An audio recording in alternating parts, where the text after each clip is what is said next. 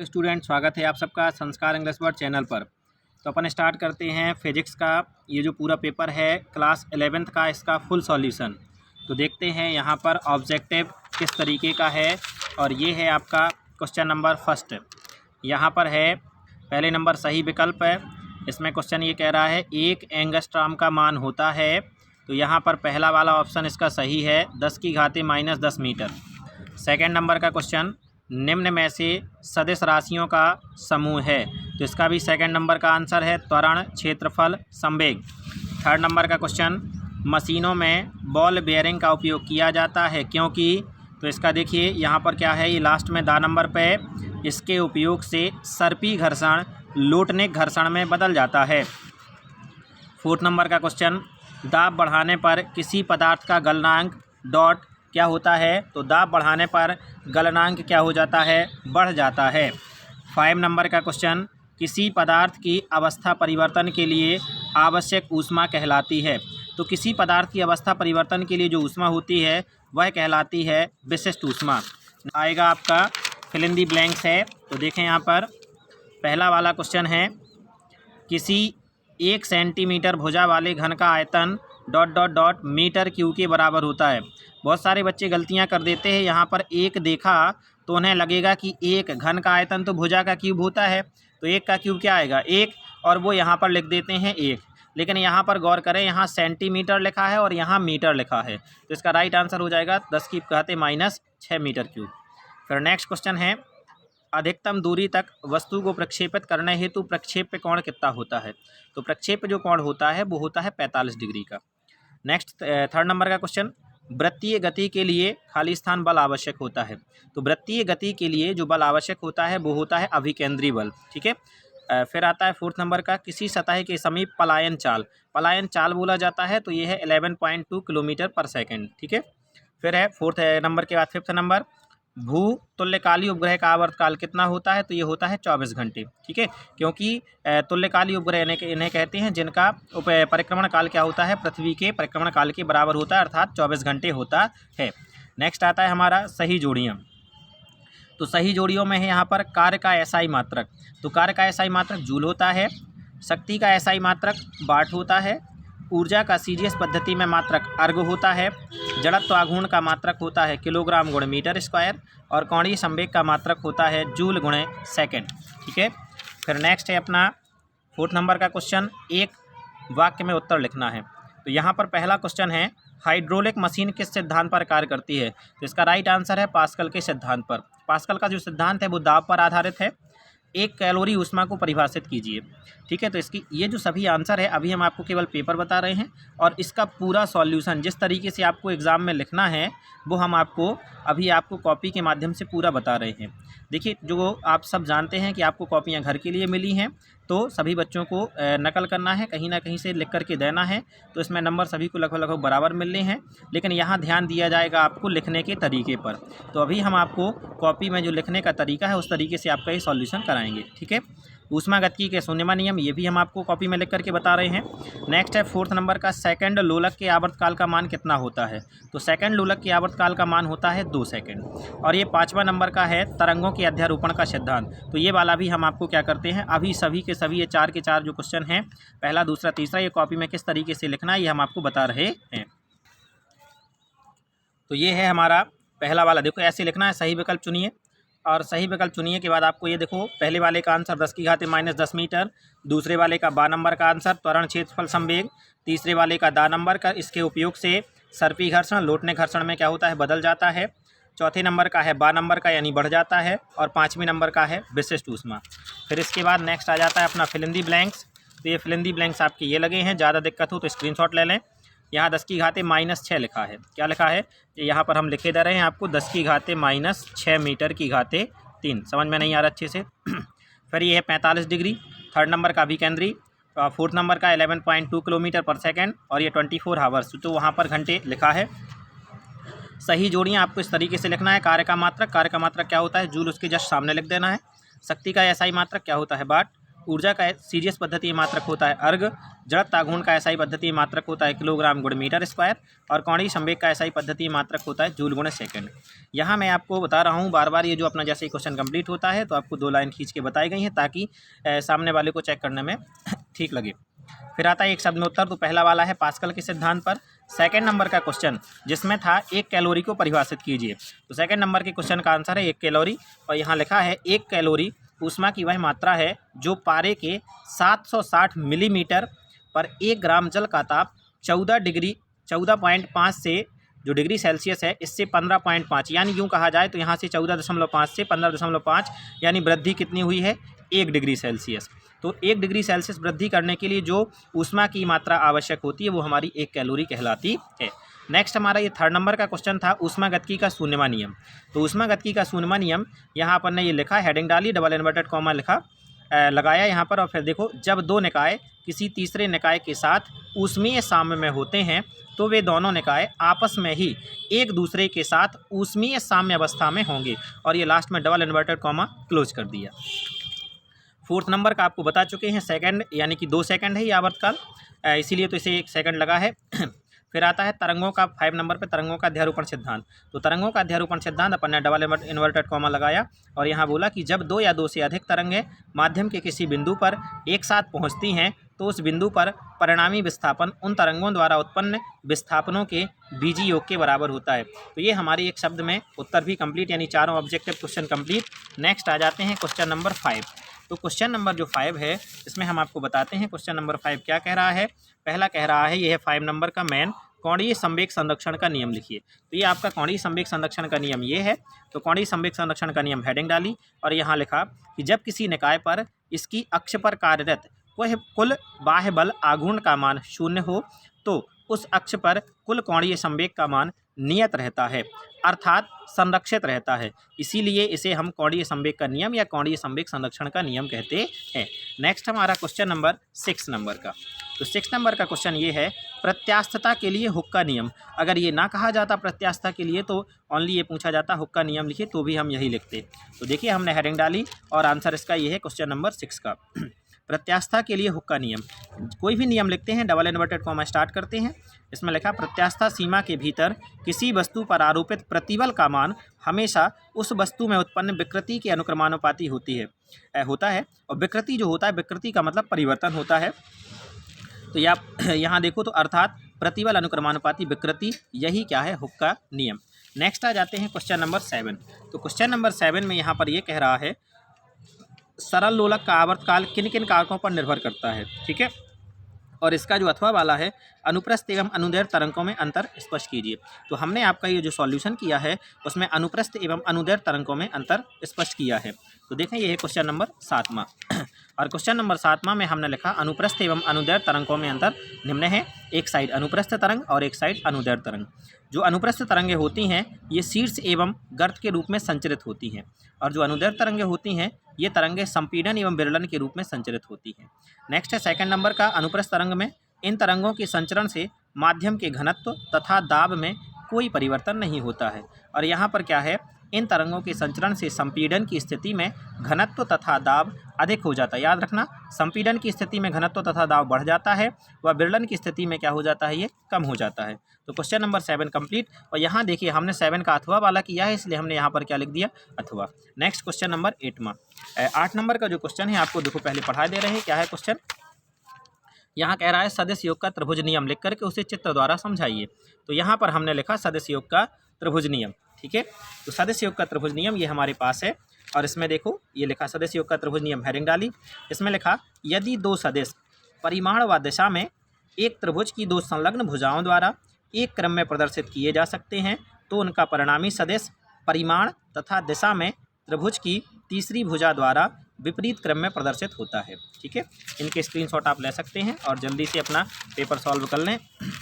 तो यहाँ पर देखो हमने ये पहला वाला सदिश और ये दूसरा वाला सदिश, इन दोनों को जोड़ना है तो बीच में प्लस लगा दिया, और बराबर इनका जो परिणामी आएगा, इसका और इसका, ये इस दिशा में जा रहा है और ये भी इस दिशा में जा रहा है, तो इसका ये दोनों एक दिशा में जा रहे हैं, लेकिन इनका जो परिणामी होगा ये इसके विपरीत दिशा में जाएगा, जो कि ये है। ठीक है, यहाँ हमने चित्र में लिख दिया कि OP बराबर A वेक्टर एंड PQ बराबर B वेक्टर और OQ बराबर का हमारा R वेक्टर।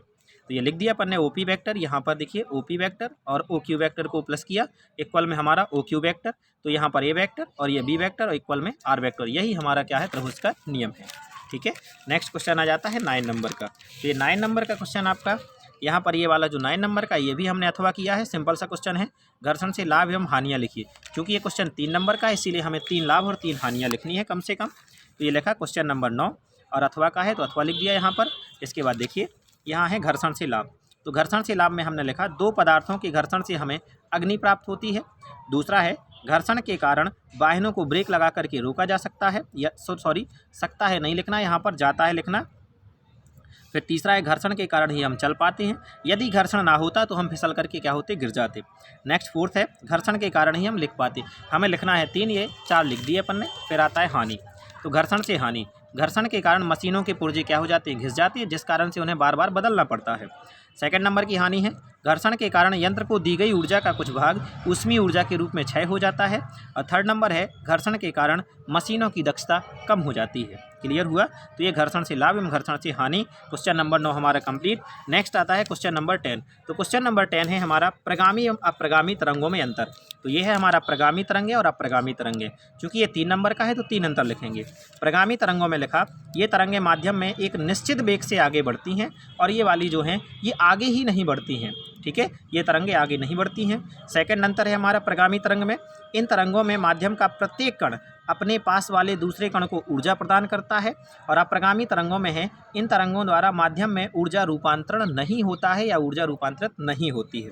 थर्ड है इन तरंगों में प्रत्येक का आयाम समान होता है प्रगामी में, और अप्रगामी में तरंगों का आयाम समान नहीं रहता है।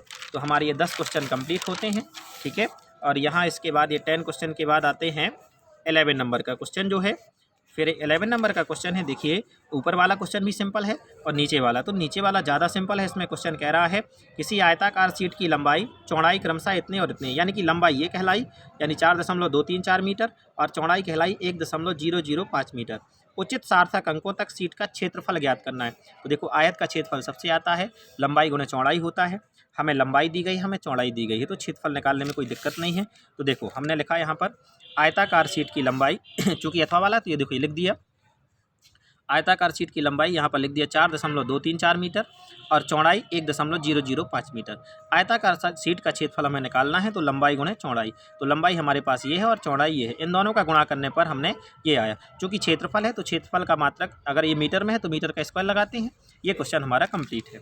नेक्स्ट आ जाता है 12 नंबर का क्वेश्चन। 12 नंबर का क्वेश्चन जो है यहाँ से स्टार्ट हो जाते हैं हमारे 4-4 नंबर के क्वेश्चन, और 4-4 नंबर के क्वेश्चन में हमने पहला वाला क्वेश्चन कंप्लीट किया है। तो देखिए यहाँ जो क्वेश्चन है इसमें है यांत्रिक ऊर्जा संरक्षण का नियम लिखिए। यांत्रिक ऊर्जा संरक्षण के नियम से तात्पर्य है कि यंत्र की जो ऊर्जा है वो क्या होती है, नियत होती है। क्लियर हुआ? चलिए, तो यहाँ देखो ये लिखा अपन ने यांत्रिक ऊर्जा संरक्षण का नियम। तो ये लगाया अपन ने कि किसी बाह्य बल की अनुपस्थिति में किसी निकाय की गतिज ऊर्जा व स्थितिज ऊर्जा का योग सदैव नियत रहता है, यानी गतिज ऊर्जा और स्थितिज ऊर्जा का योग क्या होता है, सदैव नियत रहता है। इसके बाद आपको यहाँ पर ये थोड़ा सा चित्र बना लेना है। यहाँ से ये और ये डिवाइड कर लिया, ये इसकी ऊंचाई क्या है, h। तो जल्दी जल्दी से देखते हैं। माना चित्र में द्रव्यमान स्मॉल m के एक पिंड को पृथ्वी तल से, ये लिखा है ऊंचाई h पर बिंदु ए से विरामावस्था में गिराया जाता है, मतलब यहाँ से लेकर के नीचे की ओर गिराया जाता है। बिंदु ए है, ये बी है, ये सी है। ठीक है, फिर आ जाता है यदि गिरते हुए पिंड की कुल ऊर्जा पिंड की भिन्न भिन्न स्थितियों पर ज्ञात करें, मतलब यहाँ से यहाँ पर ज्ञात करें और यहाँ पर ज्ञात करें, तो हम देखते हैं कि कुल यांत्रिक ऊर्जा जो होती है वो क्या होती है, नियत होती है। क्लियर? चलिए, तो यहाँ पर पहले नंबर अपन ने हेडिंग डाला स्थिति फर्स्ट ए पर। तो स्थिति फर्स्ट ए पर गतिज ऊर्जा क्या होगी, 0 होगी। क्यों होगी? क्योंकि जो पिंड है यहाँ पर देख लीजिए आपका ये पिंड अभी ये क्या है, विराम अवस्था में। यहाँ पर है u बराबर 0 लिखा है, यानी जब गतिज ऊर्जा यहाँ पर क्या होगी, 0, वह स्थितिज ऊर्जा होगी हमारी mgh। तो कुल ऊर्जा क्या होती है, कुल ऊर्जा है गतिज ऊर्जा प्लस स्थितिज ऊर्जा। तो गतिज ऊर्जा का मान तो 0 है, लेकिन स्थितिज ऊर्जा का मान क्या है, mgh। तो हमने यहाँ पर रख दिया, तो कुल ऊर्जा आ गई mgh। नेक्स्ट आते हैं स्थिति नंबर बी पर। स्थिति नंबर बी पर यहाँ पर जो वेग है v बराबर क्या हो गया, v1। देखिए यहाँ पर लिखा अपन ने यदि वेग v1 है तो सूत्र जो हमारा गति का तीसरा समीकरण होता है v² बराबर u² प्लस 2as से, यहाँ से हमने v की जगह क्या रख दिया, v1 बराबर का u² प्लस 2as। अब u² यानी कि होता है प्रारंभिक। अब यहाँ प्रारंभिक तो है ही नहीं, यहाँ u का मान है ही नहीं, तो यहाँ u का मान क्या हो जाएगा, 0 और 2gx। अब आपको समझ में नहीं आ रहा होगा कि सर ने यहाँ पर ये लिखा है और ये जी क्या कर दिया। यहाँ पर ए का मतलब होता है त्वरण, और यहाँ जब पिंड नीचे गिर रहा है तो ये गुरुत्वीय त्वरण। यहाँ पर एस का मतलब होता है विस्थापन, और यहाँ पर एक्स लिखा। तो देखिए जब यहाँ से यहाँ तक ये मतलब जो कण है यहाँ से यहाँ तक आ गया तो ये जो लिखा है ये क्या है, एक्स, ये विस्थापित हो गया। तो इसीलिए हमने विस्थापन की जगह क्या रख दिया, एक्स, और जीरो जुड़ जाएगा तो ज्यों का त्यों। तो V1 का मान आ गया हमारे पास 2gx। नेक्स्ट अभी आगे चलते हैं। तो गतिज ऊर्जा क्या होती है, बराबर का 1/2 mv²। तो v की जगह तो V1 है हमारा। फिर नेक्स्ट 1/2 m, V1 की जगह पर हमने मान रख दिया 2gx, 2 से 2 कट गया, m आ गया, gx आ गया, क्लियर हो गया। तो गतिज ऊर्जा हमारी mgx आ गई, क्लियर। अब नेक्स्ट देखें, जो हमारी स्थितिज ऊर्जा थी, स्थितिज ऊर्जा है mg और mgh होती है, लेकिन ये यहाँ जब आ गया इतना हिस्सा तो h वाले में से ये हिस्सा क्या हो गया, घट गया, तो h माइनस का x। और यहाँ कुल ऊर्जा बराबर गतिज ऊर्जा प्लस स्थितिज ऊर्जा।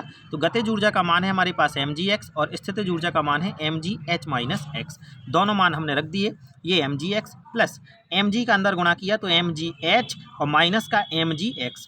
तो ये mgx और mgx आपस में क्या हो गया, कैंसिल हो गया, और हमारे पास केवल क्या बचा, mgh। क्लियर हुआ, ये बता दिया हमने पॉइंट बी पर। फिर आप बताते हैं पॉइंट नंबर सी पर, यानी कि स्थिति सी पर। तो स्थिति सी पर जो स्थितिज ऊर्जा होती है वो क्या हो जाएगी, जीरो। क्यों हो जाएगी, क्योंकि हमने आपसे बता दिया नीचे कि पृथ्वी तल पर स्थितिज ऊर्जा क्या हो जाती है, शून्य हो जाती है।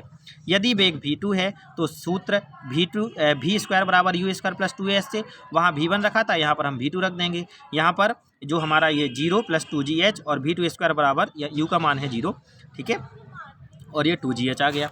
अब नेक्स्ट आ जाते हैं इधर, देखो गतिज ऊर्जा बराबर 1/2 mv, 2 का स्क्वायर, 1/2 m, यहाँ पर 2gh, ये 2 से 2 क्या हो जाएगा, कट जाएगा, और अपने पास बचेगा केवल mgh। तो कुल ऊर्जा बराबर होता है गतिज ऊर्जा प्लस का स्थितिज ऊर्जा। तो गतिज ऊर्जा तो mgh आई और प्लस का स्थितिज ऊर्जा क्या है, 0।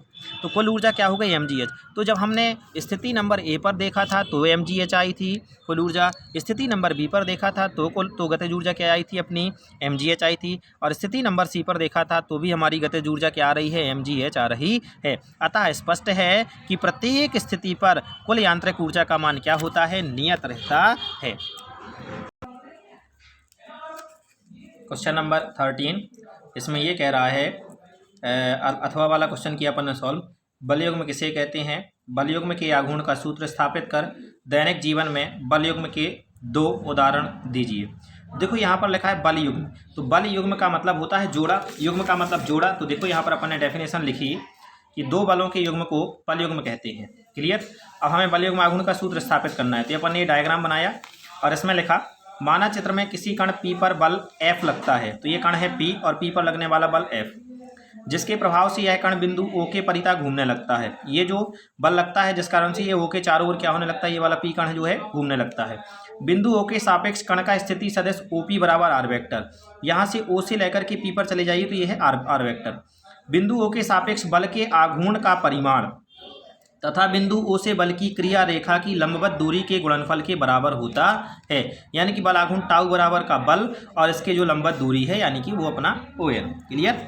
तो अब यदि सदिश R वेक्टर तथा F वेक्टर के बीच का कोण क्या हो, थीटा हो, तो समकोण त्रिभुज ONP, O है, N है और P, ये 90 डिग्री का एंगल क्रिएट हो रहा है। तो यहाँ देखें, तो ये हो जाएगा, आपने पढ़ा है 9th क्लास में लंब बटे कर्ण वाला, लाल बटे कक्का से साइन थीटा बराबर। तो ये है अपना लंब और ये हो जाएगा कर्ण, क्लियर। OP कर्ण है और ये है लंब। तो ये यहाँ से जो OP है ये OP चला जाएगा इधर साइन में, ठीक है। और ये ON, अच्छा समझ में नहीं आ रहा है अगर तो यहाँ समझाए दे रहे हैं, ये लिखा अपन ने ON और बटे का OP और बराबर का ये साइन थीटा। अब तो इसके बटे में कुछ नहीं है तो ये OP चला जाएगा ना इधर, तो ON बराबर का OP साइन थीटा, ठीक है। और ये ON OP बराबर, देखिए भैया O से लेकर के P तक का आर्क F है, अपन पहले सॉरी R वेक्टर है, तो यहाँ पर ये लिख दिया, यहाँ पर लीजिए, क्लियर। अब आते हैं नेक्स्ट इधर, तो यहाँ पर टाउ बराबर F into R sine theta. तो टाउ बराबर यहाँ सबके सदस्य अपन ने क्या कर दिए, यहाँ पर R ये लगा देते हैं, सबके सदस्य एक साथ अपने विलुप्त कर दिए, तो ये हो गया R F साइन थीटा। यदि R साइन थीटा को आघूर्ण भुजा भी कहते हैं, ठीक है, जो राशि है R साइन थीटा को क्या कहते हैं, आघूर्ण भुजा भी कहते हैं। यानी बल आघूर्ण बराबर का बल गुणे आघूर्ण भुजा, यानी टाउ बराबर F इंटू R, क्लियर। चलिए, तो ये हो गया हमारा, ये सूत्र है बल आघूर्ण का। और दैनिक जीवन में उदाहरण, तो दैनिक जीवन में उदाहरण नंबर 1 है कैंची से कपड़े काटना। नल की टोंटी खोलना और कार की स्टीयरिंग घुमाना। ये हो गए हमारा क्वेश्चन नंबर जो 13 था ये कंप्लीट। अब आ जाते हैं क्वेश्चन नंबर 14 पर। तो क्वेश्चन नंबर जो 14 है, यहाँ पर देखो तरल में गति संबंधी स्टोक का नियम लिखिए, यानी हमें स्टोक का नियम लिखना है। सीमांत वेग किसे कहते हैं, सीमांत वेग की डेफिनेशन लिखनी है। तरल में गोलीय वस्तु के सीमांत वेग का सूत्र स्थापित करना। 3 क्वेश्चन एक क्वेश्चन में ज्वाइंट है। चलिए तो पहले नंबर अपन हेडिंग डालते हैं तरल गति संबंधी स्टोक का नियम, और ये अपना क्वेश्चन का जो सॉल्यूशन है 40 नंबर का ये है। ये थोड़ा सा लंबा हो जाएगा सॉल्यूशन। स्टोक का नियम आप देखो डायरेक्टली ऐसे ही जाकर के स्क्रीनशॉट ले सकते हैं। इसमें देखें, यदि कोई गोला किसी श्यान माध्यम में एक नियत वेग से गति कर रहा है, मान लीजिए कोई गोला है वो नियत वेग से गति कर रहा है, तो गोले पर उसकी गति की दिशा के विपरीत श्यान बल लगता है, जिसका परिमाण गोले की त्रिज्या, गोले की चाल, यहाँ कॉमा लगा है, तथा माध्यम की श्यानता पर निर्भर करता है। यानी कि ये जो स्टोक का नियम है ये एफ अनुक्रमानुपाती आर यानी त्रिज्या, ईटा यानी श्यानता गुणांक और भी यानी कि चाल उसका, ठीक है, इसके अनुक्रमानुपाती होता है। तो एफ अनुक्रमानुपाती आर, ईटा और भी, यहाँ अनुक्रमानुपाती हटाते हैं तो बराबर लग गया, यहाँ पर 6 पाई आ गया, जो कि यहाँ पर क्या है ये नियतांक है, यानी कि अनुक्रम समानुपाती नियतांक है। फिर ये हमारा स्टोक का नियम इतना ही है, पूरा डिटेल से नहीं लगाना है क्योंकि उसमें केवल ये पूछा गया है स्टोक का नियम। फिर आता है सीमांत वेग। तो सीमांत वेग में देखें, जब किसी सूक्ष्म गोले को किसी श्यान द्रव में ऊर्ध्वाधर नीचे की ओर गिराया जाता है तो प्रारंभ में गोले पर लगने वाले गुरुत्वीय बल के कारण उसमें त्वरण उत्पन्न होता है, जिसके कारण उसका वेग क्या होता है, बढ़ता जाता है, परंतु कुछ दूरी नीचे गिरने के बाद उसका वेग नियत हो जाता है, और फिर गोला क्या जो होता है वो उसी नियत वेग से द्रव में गिरता है। इस नियत वेग को ही हम क्या कहते हैं, सीमांत वेग कहते हैं या अंत वेग कहते हैं। अब हमें निगमित करना था सूत्र। तो देखो, गोलीय वस्तु के सीमांत वेग का सूत्र ये है, अपन ने लिखा, माना कि एक सूक्ष्म गोला किसी श्यान तरल में गुरुत्व के अंतर्गत स्वतंत्रता पूर्वक नीचे की ओर क्या हो रहा है, गिर रहा है। माना द्रव का श्यानता गुणांक क्या है, ये ईटा लिखा है भाई, तथा घनत्व ये सिग्मा है, गोले की त्रिज्या स्मॉल आर तथा घनत्व रो है। क्लियर। तो यहाँ देखो, गुरुत्वीय बल बराबर भी कैपिटल लिखा है, रो लिखा है और जी लिखा है, जो कि नीचे की ओर लगेगा। उत्क्षेप बल का दूसरा नाम है उछाल बल, यहाँ पर भी कैपिटल लिखा है, यहाँ सिग्मा लगा है और ये जी लिखा है, जो कि गुरुत्वीय त्वरण है, ये ऊपर की ओर लगता है। उत्क्षेप उछाल मतलब कहाँ की ओर होता है, ऊपर की ओर। फिर है श्यान बल। तो श्यान बल जो होता है एफ बराबर का ये जो अपन ने अभी पहले लिख चुके हैं। अब परिणामी बल जो होगा वो श्यान बल ही होगा। तो परिणामी बल यानी इस वाले में से, ऊपर वाले में से नीचे वाले को हम क्या करेंगे, घटाएंगे। तो वी रो जी माइनस भी सिग्मा जी। तो यहाँ देखो, कैपिटल भी और कैपिटल भी हमें कॉमन मिल गया, यहाँ रो और ये सिग्मा और ये जी भी कॉमन मिलता है, तो हमने जी यहाँ पर लिख दिया। अब चूंकि भी बराबर 4/3 पाई आर क्यू गोले का आयतन है, तो यहाँ पर अपन ने कैपिटल भी की जगह रख दिया 4/3 पाई आर क्यू। याद रखें, यहाँ स्मॉल भी है इधर और यहाँ पर कैपिटल भी था, तो कैपिटल भी की जगह मान रख दिया, ये रख दिया। क्लियर हुआ। अब नेक्स्ट आ जाते हैं, क्या किया अपन ने, यहाँ से 6 पाई ईटा और आर ये सब आ जाएगा नीचे, ओनली बचेगा भी भर। तो यहाँ पर अपन ये भी बराबर का स्मॉल भी है 4/3 pi r cube rho minus sigma into g, और 6 पाई ईटा आर ये नीचे है, तो आर से ये कैंसिल हो गया। तो यहाँ आर क्यूब है, यहाँ एक आर है, तो यहाँ आर स्क्वायर बचेगा, यहाँ पाई से पाई कैंसिल हो गया। अब देखिए अपने पास 4 और ये जो 3 और 6 आपस में गुणा हो जाएगा, तो 6 × 18 ईटा आर का square rho minus sigma into जी। अब इससे काट दें अपन तो 2 से काट सकते हैं, तो 2 दूनी 4 और 2 नाम 18, तो ये 2/9 ये आर का स्क्वायर और ये वाला जी आगे ले आए और रो माइनस सिग्मा और अपॉन का ईटा। यही जो हमारा है ये सीमांत वेग का क्या है, सूत्र है। तो ये था हमारा क्वेश्चन नंबर 14। क्वेश्चन नंबर 15 यहाँ है, समतापी प्रक्रम और रुद्धोष प्रक्रम में अंतर लिखिए। तो ये वाला और ये नीचे वाला भी क्वेश्चन बिल्कुल सिंपल है। तो देखें, समतापी प्रक्रम एवं रुद्धोष प्रक्रम में अंतर। तो ये अपन ने क्वेश्चन नंबर 15 और ये क्वेश्चन नंबर 15 ये लिखा समतापी प्रक्रम और एक साइड रुद्धोष प्रक्रम। तो समतापी, ठीक है, तो समतापी में देखो, सम अर्थात समान और तापी यानी ताप, तो ताप समान होगा पक्का है। तो देखें, इस प्रक्रम में निकाय का ताप नहीं बदलता, नहीं बदलता का मतलब समान रहता है। और इस वाले में रुद्धोष प्रक्रम में क्या होता है, इस प्रक्रम में निकाय की ऊष्मा नहीं बदलती, यहाँ ऊष्मा नहीं बदलती और यहाँ क्या नहीं बदलता है, ताप। फिर आता है, इस प्रक्रम में बाह्य वातावरण से ऊष्मा का आदान प्रदान होता है और यहाँ ऊष्मा का आदान प्रदान नहीं होता है। नेक्स्ट है 3rd नंबर का, इस प्रक्रम में निकाय की आंतरिक गतिज ऊर्जा नहीं बदलती है और इस प्रक्रम में निकाय की आंतरिक गतिज ऊर्जा क्या हो जाती है, बदल जाती है। इसमें बॉयल का नियम पी वी बराबर का के लागू होता है और इसमें रुद्धोष्म नियम पी वी की पावर ये जो है अल्फा बीटा गामा लगा हुआ है बराबर का के लागू होता है। तो क्वेश्चन नंबर ये अपना 15 4 नंबर का क्या हो गया, कंप्लीट हो गया। नेक्स्ट आ जाते हैं क्वेश्चन नंबर 16। क्वेश्चन नंबर जो 16 है ये, यहाँ पर एक समान त्वरित गति के लिए निम्नलिखित संबंध स्थापित कीजिए। ये वाला जो क्वेश्चन है वेरी मोस्ट क्वेश्चन था, जिसमें आपको ये थोड़ा सा घुमा दिया गया है। यही आपको गति के तीनों समीकरण हैं। पहला वाला तो वेग समय संबंध, दूसरा विस्थापन समय संबंध, तीसरा है विस्थापन वेग संबंध। तो देखिए इसका सॉल्यूशन बिल्कुल सिंपल है, हम कर रहे हैं। और यहाँ पर ये देखो, ये पहले अपन ने शुरुआत में लिखा, माना कोई वस्तु प्रारंभिक वेग u से चलना प्रारंभ करती है तथा नियत त्वरण a से चलते हुए समय t के उपरांत दूरी s चलने पर वस्तु का अंतिम वेग क्या हो जाता है, v। यानी प्रारंभिक वेग u है और दूरी अंतिम वेग क्या है, v है, समय क्या है, t, और विस्थापन क्या है, s। तो पहला वाला जो है वेग समय संबंध, तो त्वरण बराबर क्या होता है, वेग में परिवर्तन बटे समय। तो वेग में परिवर्तन यानी अंतिम वेग में से हम प्रारंभिक वेग को घटा देंगे, यानी v माइनस यू, और बटे का समय यानी कि t। यहाँ से ये t चला जाएगा इधर गुणा में, तो at बराबर का v माइनस यू। अब ये at जो कहते हैं, ये वाला u इस साइड आएगा तो प्लस का हो जाएगा, u बराबर का v, तो v बराबर का u प्लस at। यही अभीष्ट संबंध है काहे में, वेग और समय में। नेक्स्ट इसी में है सेकंड पॉइंट, विस्थापन और समय में संबंध। तो औसत वेग जो होता है वो प्रारंभिक वेग प्लस अंतिम वेग और बटे का 2। यहाँ देखो t समय में विस्थापन बराबर औसत वेग गुण समय। औसत वेग को क्या है, u प्लस भी बटे 2 इंटू टी। लेकिन जो हमारा v बराबर होता है समीकरण 1 से निकल के आया है u प्लस ए टी। तो हम क्या करेंगे, यहाँ पर इस v की जगह पर रख देंगे u प्लस ए टी।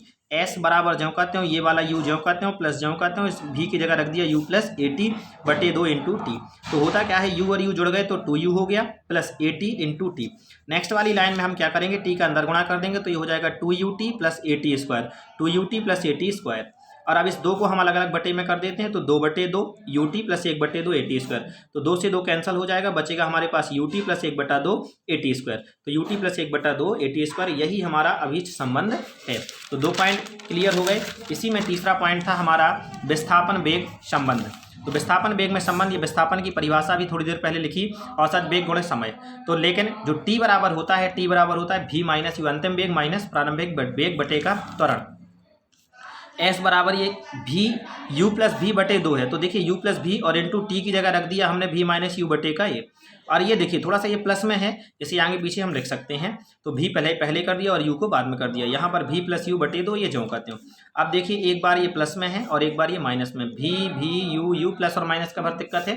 तो यहाँ पर क्या हो जाता है, a का स्क्वायर माइनस b का स्क्वायर का फॉर्मूला लग जाएगा, यानी v square minus you square, और 2 और a का गुणा हो गया तो 2a।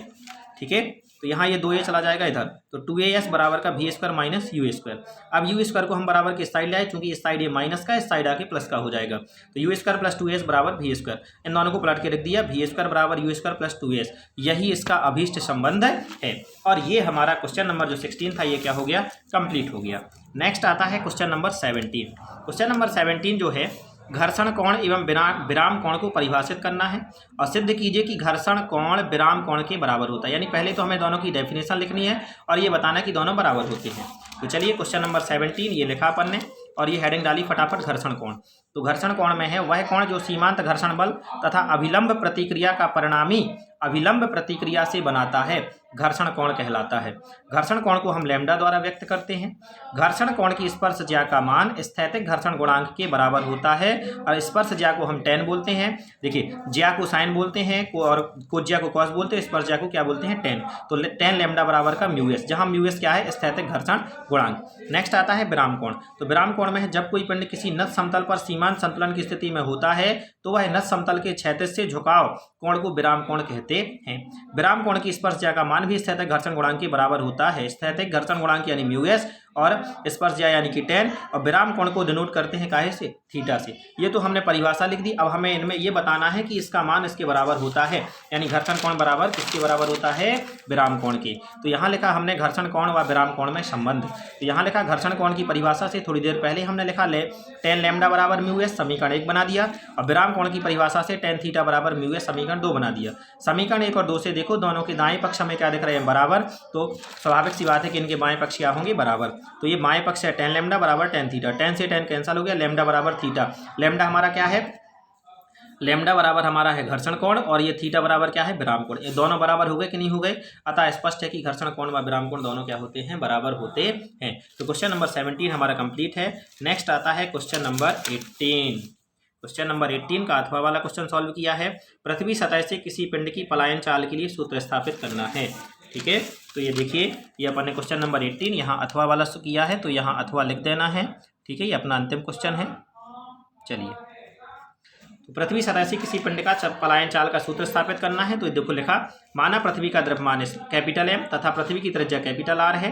पृथ्वी के केंद्र से स्मॉल x दूरी पर द्रव्यमान स्मॉल m के पिंड पर लगने वाला बल, तो F बराबर का Gm/x²। ठीक है, पिंड की को दूरी x से x + dx तक यदि हम विस्थापित करते हैं तो आकर्षण बल के विरुद्ध कोई ना कोई कार्य करना पड़ेगा। जो कार्य होगा वो होगा dw बराबर f × dx। तो f का मान यहाँ पर क्या कर दिया गया, रख दिया। f का मान है Gm/x² इंटू का dx। अब जो गतिज ऊर्जा होती है वो देखिए, यहाँ पर पिंड को पृथ्वी तल से अनंत तक भेजने के लिए पृथ्वी के आकर्षण बल के विरुद्ध जितना कार्य किया जाता है वही हमारी गतिज ऊर्जा होती है। तो गतिज ऊर्जा का सूत्र 1/2 mv² बराबर, ये समाकल ऑफ अनंत लिखा है, ये अनंत का साइन है और ये क्या त्रिज्या है, ये बाकी जी अपन ने मान रख दिया। यहाँ से Gm ये आ जाएगा बाहर। अब अपने पास बचेगा 1/x² dx और ये ज्यों बाकी ये ज्यों चला आ रहा है। अब हम कर देंगे समाकलन, तो x² का जो समाकलन करेंगे ये निकल के आता है हमारा -1/x। क्लियर हुआ। फिर ये अब देखिए, ये माइनस का जो ये माइनस हमने यहाँ पहले लगा दिया इधर, थोड़ा सा यहाँ आपको दिक्कत करेगा ये।